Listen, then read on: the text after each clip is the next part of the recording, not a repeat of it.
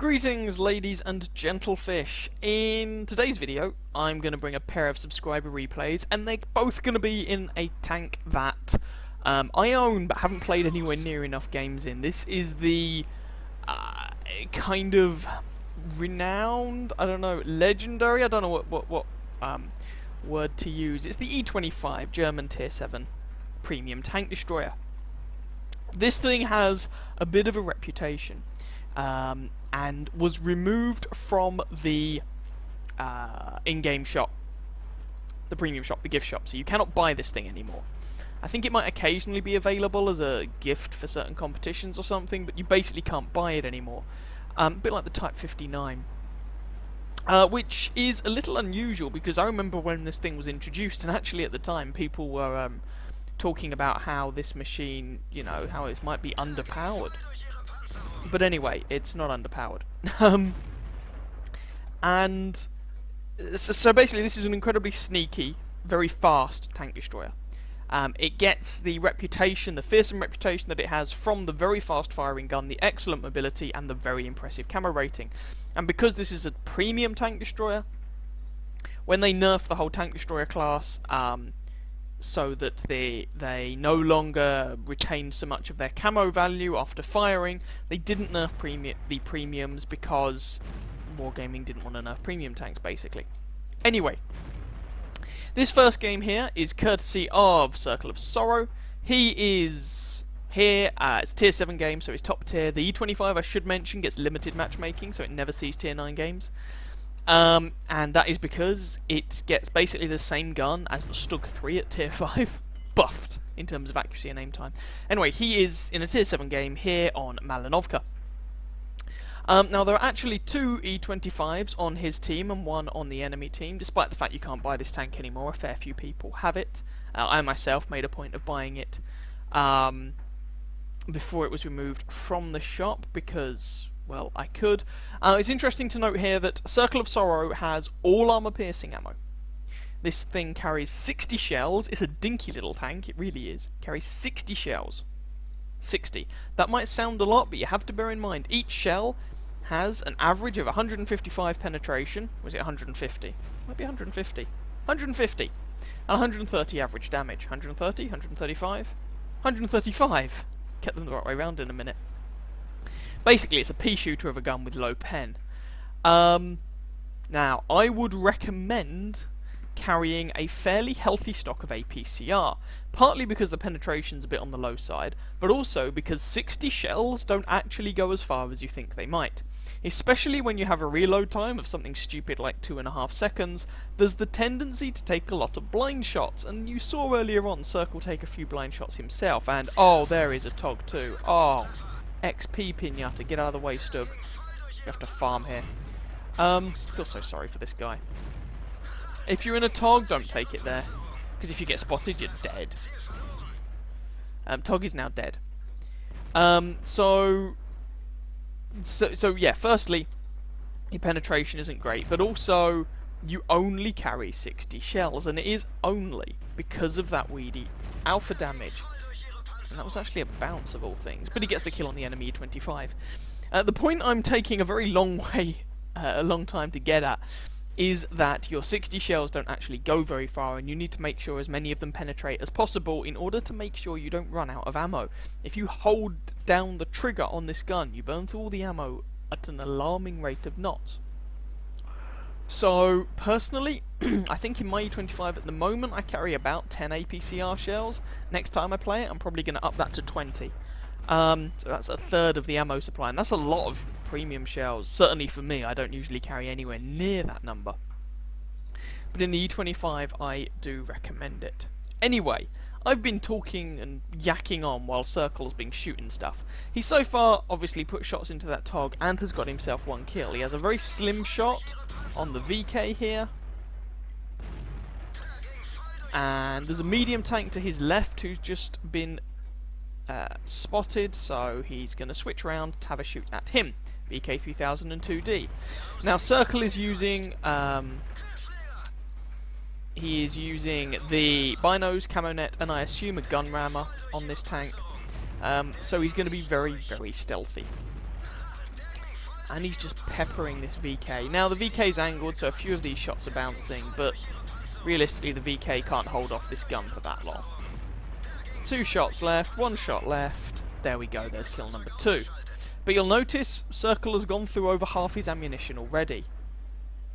I don't know if that was intentional or not, but he seems to blind fire someone. Not sure if it was intentional. I say I'm not sure if it was intentional because no one's been spotted over there, and I know I personally have the occasional habit of a twitchy index finger. Now I apologise for this, I'm going to quickly pause the game, and it does occur to me, because I have them turned off at the moment, turn on the extended map features, which might explain a little bit more what Circle is thinking. Duh. I'm an idiot sometimes, I really am. I had them turned off because I've been playing around with XVM, and that has the same features, and if they overlap it gets all messy and confusing, so I turned them off, and anyway, they're turned back on now. I apologise for that short interruption. So the scoreline is 10-11. There are 5 bad guys left on the enemy team. Circle has 22 shells left. And, I mean, he's basically using bushes. This is what the E25 is all about. Now, the E25 isn't really as powerful as it was when it was first introduced, because since it was first introduced, the meta of this game has changed. Wargaming have gone around removing foliage here, there, and everywhere, and generally making life very difficult for your traditional tank destroyer. That's not to say the E25 can't perform, but it definitely finds itself the worse for those changes. So ironically, Wargaming removed this thing, and not convinced you would actually have to remove it anymore. Anywho,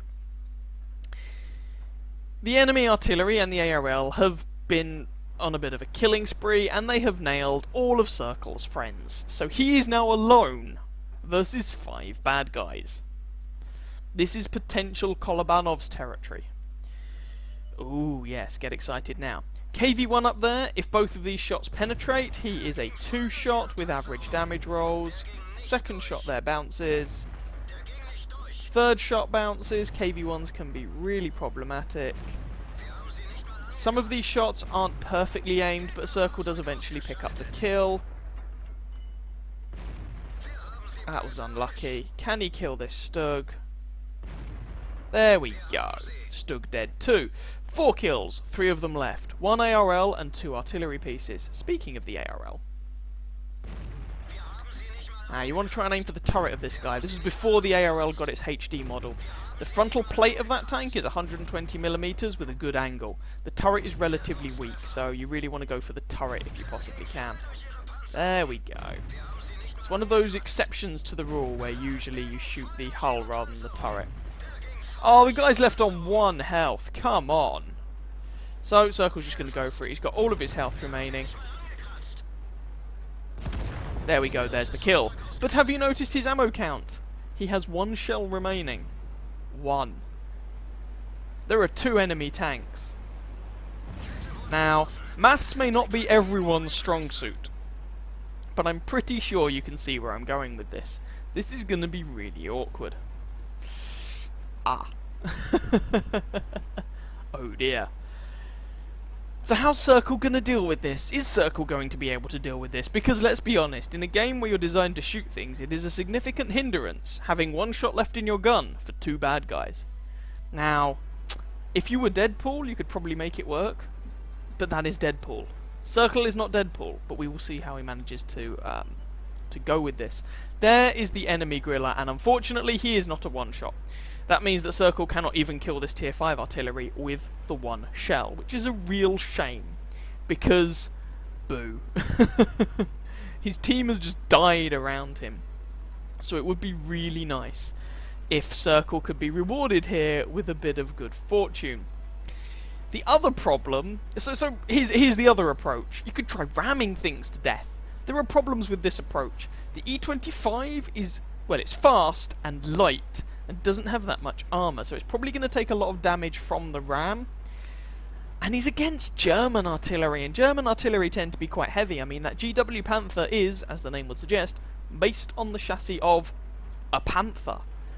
And the Panther, okay, the Germans classify it as a medium tank, but as far as I can work out, the German classification of medium tank is what everyone else would call a heavy tank at the time. The Panther's a big, weighty machine. So ramming that's going to rob Circle of a lot of health. Grilla, not quite so much of an issue, but still a bit of an obstacle. Now, someone has driven into the capture circle. It could be that Grilla, or maybe the GW Panther is being more aggressive than I would give him credit for. Circle has this one shell remaining in his barrel. Can he go and get the reset? Well, he's clearly going to make it in time. It's a matter of what he can do with that. Ooh, now, here's the thing. If the enemy are looking this way, they may well shotgun him as Circle comes over the ridgeline. And that would be sad, but he's got to try something, basically. The question is what? Well, that's a good question. The enemy don't necessarily know what direction he's going to approach from.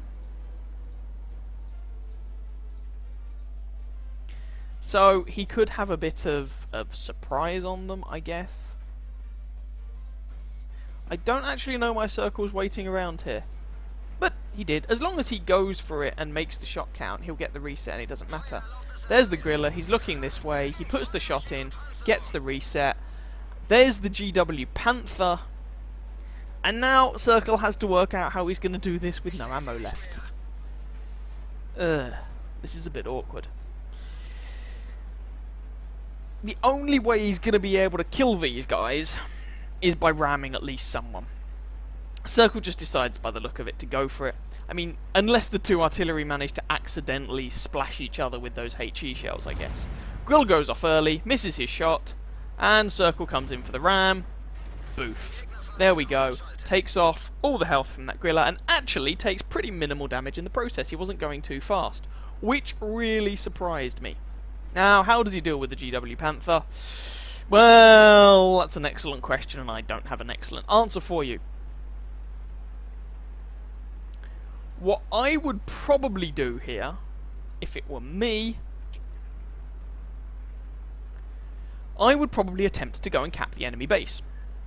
Why would I try and do that? My logic would be that, if I'm lucky, the enemy artillery will come and try and chase me down, and I might be able to cap before he has time to reset me, but it is a GW Panther, it is quite mobile. Or I would try and run away somewhere and then get a good big run up to try and ram the GW Panther to death, although that's not necessarily easy. I am going to speed this along a little bit. You can see his teammate saying, shoot E25. He has no ammo. He has burned through all 60 shells. Trying desperately to carry you, you bunch of scrubs. No, I shouldn't be mean. GW Panther has fired, right. Circle now has an opportunity to try and, well, I guess ram this guy slowly and gently to death. This is like watching old people have a fight. There we go, 49 damage, come on! More! More! This is ridiculous. Oh dear. And Circle's trying to do all this while avoiding getting shotgun. Now, it looks like the GW Panther probably doesn't actually have the gun depression to hit Circle as long as Circle remains close to this guy. Come on, ram him. Ram him. That's a good boy. 75 damage. Come on, keep this up. You can kill him. Come on. There's just over a minute left of this game.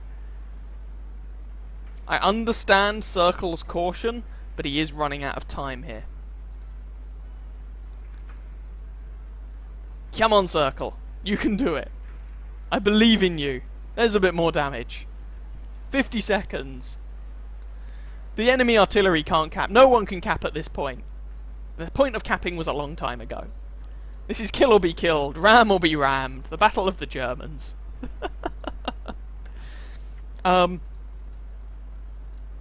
Really, Circle is running out of time now. If he's going to kill this guy, he needs to just throw caution to the wind and go for it, frankly. There we go. We need more than 9.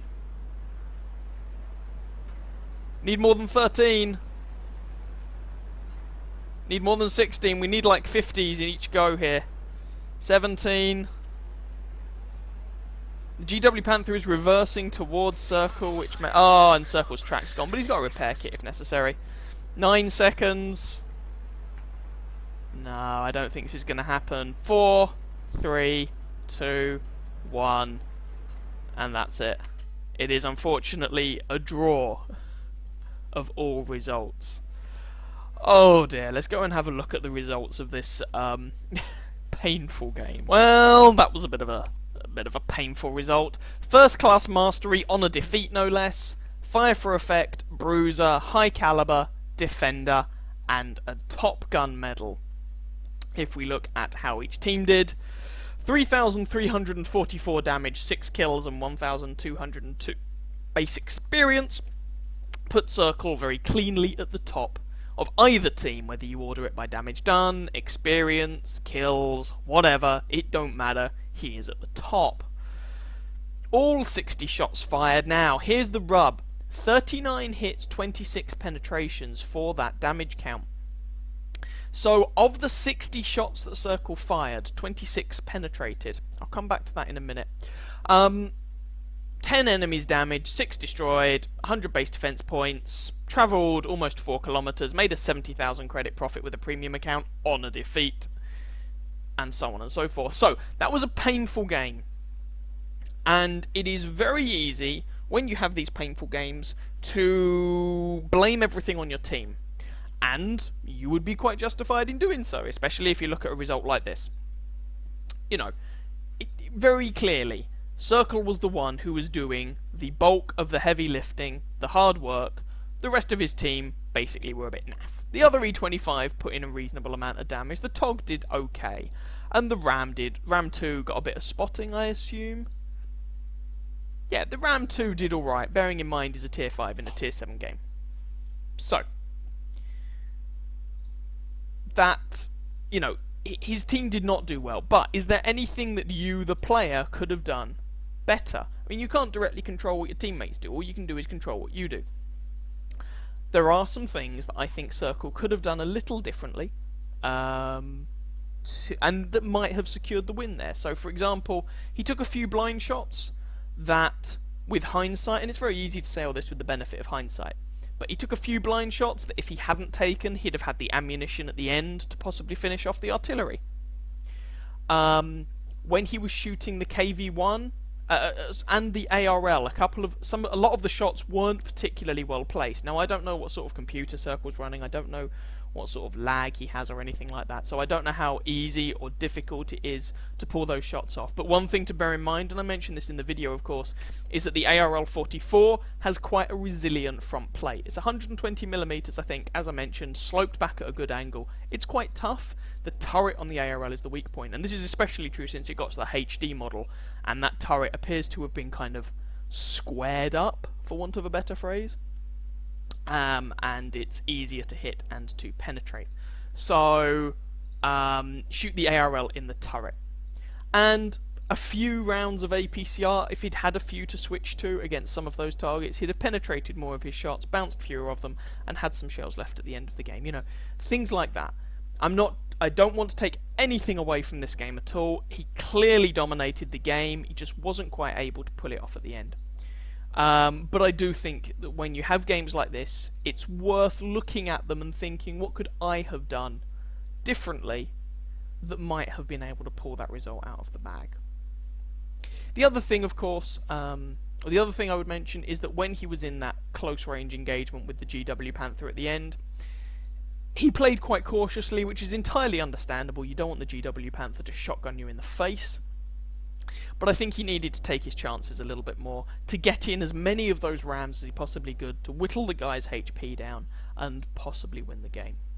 Maybe it wouldn't have worked, maybe it would, I don't know. Anyway, regardless, that was a very painful result, and it's nice to see the E25 going around and being a bright little menace. So, let's move on and I'll show you another E25 game, because why not? So, for our second offering of German tank destroyer fun, we are going to go with Silent Tool this time. Again, he's in the E25. As I said, both of these games are from this machine. Again, he is top tier. Limited matchmaking does rather help. Now, unlike... I've just had a massive brain failure. Circle of Sorrow. Sorry, his name just completely fell out of my head. Unlike Circle of Sorrow in the previous game, Silent Tool here is carrying some APCR ammo and also 2 rounds of HE. I'm not sure I would personally bother with that in this machine, but it may come in useful from time to time. Now, he is running binos, but not a camo net, so I assume, although I could be wrong, but I assume his other 2 pieces of equipment are a gun rammer and vents. The 2 general equipment setups for this machine seem to be either rammer, binos, and camo net, which is what I assume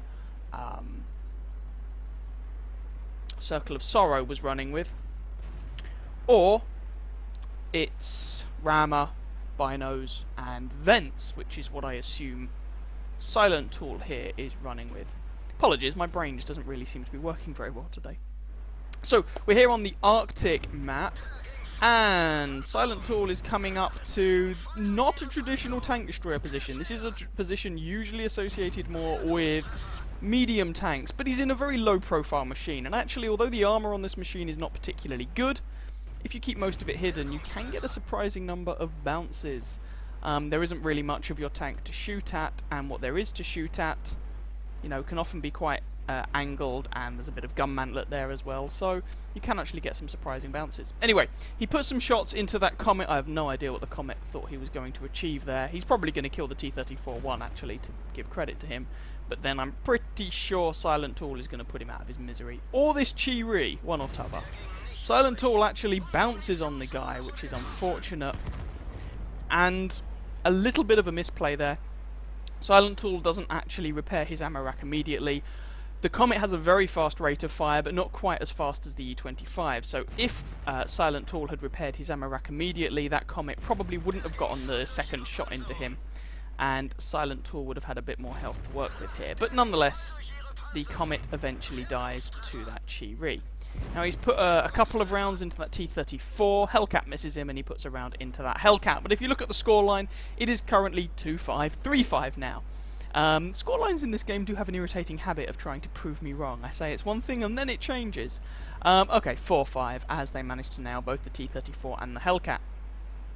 And if you look at which tanks have been lost, that's half of them have been heavy tanks, probably from the south, so it looks like the enemy have broken through down south. Having said that, they may have broken through, but that does leave them rather exposed to fire from the friendly team. So, you know, pushing out from sort of the H7 region is not always a trivial thing to do, but they do appear to currently be achieving it. And as it stands, there aren't really that many people in a position to effectively defend the base. There's friendly artillery in his little Hummel, and there's a couple of medium tanks. There's a TD, that ARL, that might be in position to do something, but frankly, against that whole wealth of heavy tanks, I'm not rating their chances particularly highly. So there is that to consider. But Silent Tool and his friends are pushing on toward the enemy base. Hello, Mr. Box Tank. Goodbye, Mr. Box Tank. Jagdpanzer 4. Ah, missed the flat Panzer. I say flat Panzer, but I mean the E25 is a lot flatter than that thing is. Scoreline is 8-8, but there are still those heavy tanks pushing toward the friendly base. One of them appears to have turned around, one of the Churchills, to try and defend their base, however. Not a terrible move on his part. If I was Silent Tool, I might be tempted at this point to drive back to the friendly base and try and defend it. Silent Tool is going for the other option, assaulting, continuing the assault, pushing the assault, so we'll see how that pans out. Flat Panzer is getting pretty badly worked over, and Churchill, friendly Churchill that is, manages to finish him off. Enemy Churchill is pushing on the friendly Churchill and just gets wrecked by that Cromwell. And the scoreline is even. See? I say it's even, and then it's not. Enemy OI Experimental nails the friendly Bromwell, and that leaves Silent Tool here in his E25, the friendly Chi-Ri who is with him, ARL V39 and the Churchill 7 to hold off against an OI Experimental, a Churchill 1, okay, well, fair enough, M44, an OI, and the biggie, a T29, and that is so easily done. a number of these places, not only on this map but on other maps as well, have these little kind of rises. You don't expect the drop to be that much after it, but then you go, oh god, I'm airborne, and you crash and you throw your track. So that is very easily done. I've done it myself. There you go, another 2 allies. Oh dear, it's just the Chiri and Silent Tool now. The assault on the enemy base has, well, not failed, but they're not going to outcap the enemy team at this point. They have to defend their own base, as, to give credit where credit is due, Silent Tool is actually doing. Now he does have to be a little bit careful here. He has to keep pushing forward in order to reset whoever is sitting in the friendly base, but he does have that T-29 on his flank. Thankfully, the friendly Chiri appears to be distracting that T-29, so it's not all bad. And hello! Starting with the Churchill, because that's an easy kill. OI Experimental is a big threat. Puts 2 shots into him and then backs off. So, the M44 still has all of his capture points. The OI has been reset, the Churchill has been reset, and of course, killed. So Silent Tool really here wants to prioritise putting shots into that artillery piece. Having said that, he has the time to finish off this OI. Sorry, it's the OI, not the OI Experimental. Which is why he's loading the APCR rounds, because the OI Experimental has 150mm of frontal armour with very little in the way of weak spots, and this gun has 155mm of penetration. There is the artillery, there's the reset. The artillery goes off. I've no idea which way he was looking in. Silent Tool is poked up in the same place each time, so that was a bit of a misplay on the part of the enemy artillery, but he goes down, and that is all of the base cappers dealt with. OI Experimental is on 2 kills, T-29 is on 4 kills. Both of those guys are still up, still around, and still most definitely a threat. Now, Silent Tool here is on 524 health. The T-29 gets a gun that does 320 alpha damage. The OI Experimental, even though it's a tier 5, gets a gun that does 300 alpha damage. Each of these guys can kill Silent Tool with 2 shots. He has to be incredibly careful. Now, he's actually switched to APCR here, which I think is a mistake. The OI Experimental is nowhere near as heavily armoured as its bigger brother at tier 6. And it's entirely possible that Silent Tool would actually want those APCR rounds for the T-29. Now, in this particular case, I doubt it's going to make that much difference.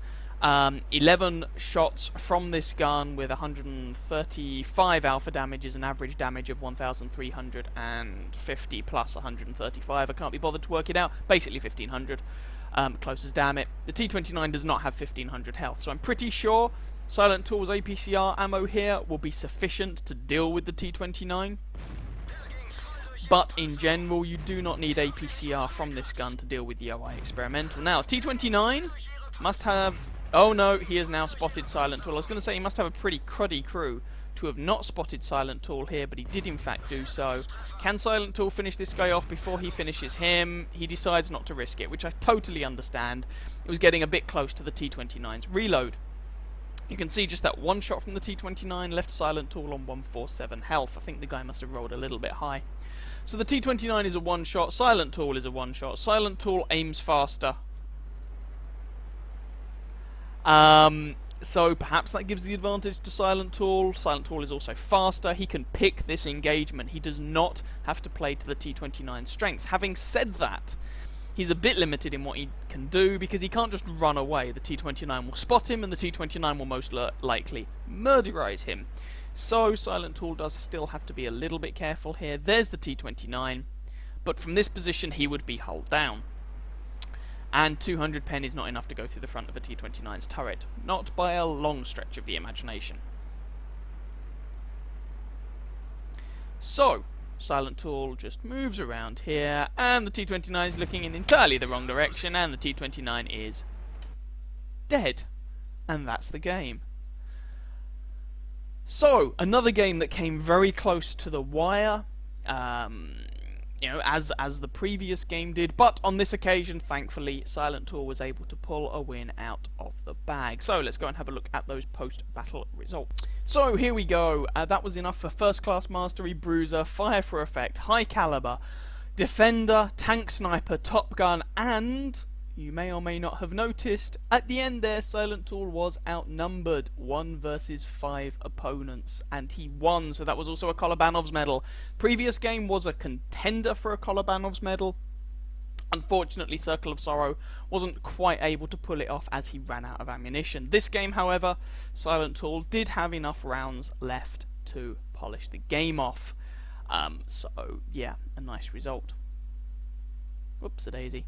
3,302 damage done, so a comparable damage count to the previous game. 6 kills, 1,264 base experience. Commiserations to the enemy T29, he put in a good performance with 3,246 damage and 4 kills. It just wasn't quite enough for the win on this occasion. 34 shots fired, 31 hits, 27 pens for that 3.3k damage. And a surprising amount of it was from relatively close range. I say a surprising amount because the E25 is usually all about abusing camouflage mechanics and not being spotted, which is generally speaking what you do at long range. So a little surprising there. He took 3 hits, of which all of them penetrated, spotted 1 enemy tank, damaged 9 of them, killed 6 of them, got 11, a mighty 11 assistance damage, all of the base defense points, and travelled 4.5 kilometers. However, despite the fact that this game was a win, he actually made considerably fewer credits than Circle of Sorrow did in the previous game because he fired those APCR rounds. Now, as I say, I completely get the APCR rounds against the T29. T29 has a reputation for having a very weak hull, but when it's top tier, the hull isn't actually very weak. Even before you angle it, the front of that hull, the upper front plate, is about 140-150 millimeters thick. And there are regions that are weaker, but there are also regions of the front of that hull that are stronger. So APCR was completely the right call against that T29. He didn't need them against the OI experimental though. It's helpful to try and remember the OI at tier 6 is armoured like Fort Knox, the OI experimental at tier 5 is not. So you can use your regular armour piercing rounds to wreck that guy.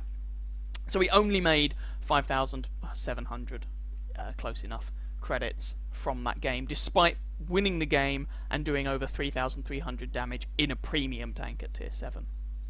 But it was still a profit, and he wasn't running a premium account. If he had been running a premium account, that profit shoots up to 33,000 credits. And there was a times 3 XP event on at the time, so that was a nice amount of experience. So, as I say, my only advice in this particular case would be, well, I would have 2 pieces of advice for this game.